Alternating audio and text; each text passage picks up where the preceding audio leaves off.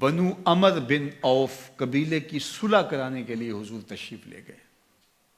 واپسی آتے ہوئے وقت کچھ لگ گیا. صحابہ یہ سمجھے کہ حضور کو وہاں مصروفیت زیادہ ہو گئی ہے، تو چلو نماز کا وقت جا رہا ہے تو ہم جماعت کر لیتے ہیں.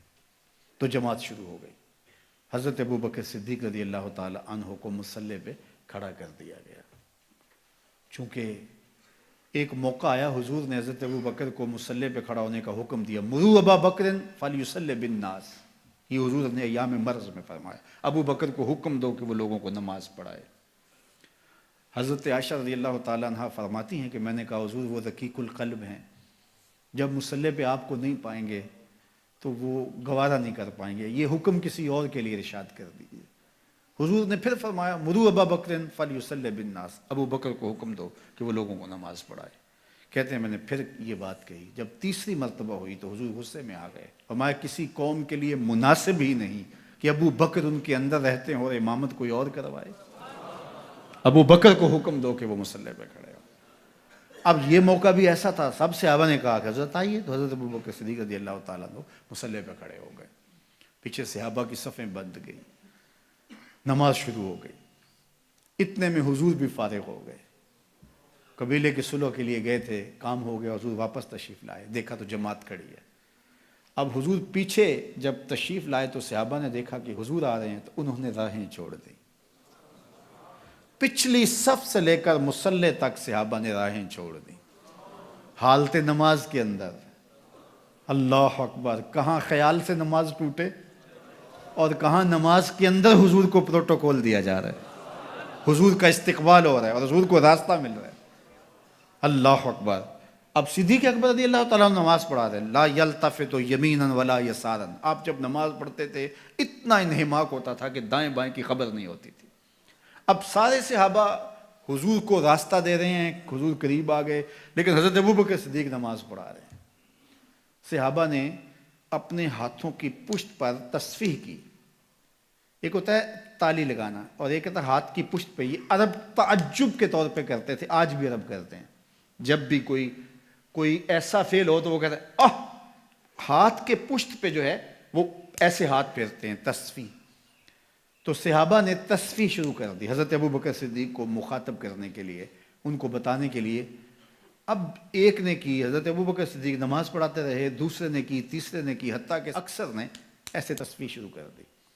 حضرت ابوبکر صدیق سمجھ گئے کہ کوئی غیر معمولی واقعہ ہو گیا ہے. تو انہوں نے تھوڑا سا غور کیا تو جان عالم کھڑے تھے، حضور جلوہ فراز تھے، دل و قلب و نگاہ کا مرشد اولین اور ظاہر اور باطن کا امام کھڑا تھا. تو حضرت ابوبکر صدیق پیچھے سرکنے لگے. تو حضور نے ہاتھ سے اشارہ کر کے ان کو وہی نماز پڑھانے کے لیے ارشاد کیا کہ تم ہی کھڑے رہو. لیکن حضرت ابوبکر صدیق اشارہ دیکھنے کے باوجود پھر تشریف لے آئے اور حضور پھر مصلی پہ تشریف لائے، نماز پڑھائی، سلام پھرا. پھر حضرت ابوبکر صدیق سے مخاطب ہوئے. کہا ابو بکر، جب میں نے کہا تھا کہ تم نماز کے مصلی پہ رہو، تم اس کے باوجود پیچھے کیوں آگے؟ تو سنو حضرت ابو بکر نے کیا جواب دیا. یہ سارا واقعہ بخاری میں ہے. حضرت ابو بکر نے کہا ما کانا لابن ابی قحافہ ان یؤم رسول اللہ. یا رسول اللہ صلی اللہ علیہ وآلہ وسلم، ابو قحافہ کے بیٹے کی یہ جرت کب ہوئی کہ رسول اللہ کے آگے کھڑا ہو کے نماز پڑھائے؟ اللہ اکبر! اب حالت نماز میں حضرت ابوبکر صدیق رضی اللہ تعالی عنہ پیچھے سے رکھ گئے اور حضور مصلی امامت پہ آتے ہیں. صحابہ نے راستہ چھوڑا. یہ ہے رسول اللہ کی تعظیم، یہ ہے رسول اللہ کا پروٹوکول. ہمیں تاریخ بتاتی ہے کہ صلح حدیبیہ کے بعد سیدھا فتح مکہ ہوا ہے، کوئی جنگ درمیان میں نہیں ہوئی. جب امت نبی کی تعظیم کرتی ہے تو کفار کے دل میں رعب پیدا ہوتا ہے، اور جب امت نبی کی تعظیم نہیں کرتی تو کفار دلیر ہوتے ہیں. یہ جو خاکے روز تراشے جا رہے ہیں اور یہ روز قیامتیں توڑی جا رہی ہیں، یہ کوئی اتفاقاً تھوڑا ہو رہا ہے.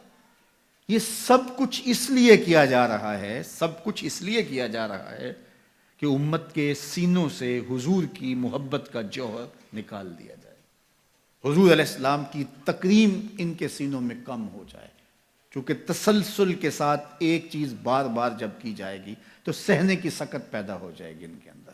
اور اگر یہ اس کو گوارا کرنے لگ جائیں گے تو پھر یہ قابل تسخیر ہو جائیں گے۔ پہلے ہی ہم نے اس کو کافی حد تک ان کو مسخر کر لیا ہے، ان کے جغرافیے بھی توڑ کے رکھ دیں گے۔ تو یہ دشمن کی سازش ہوتی ہے۔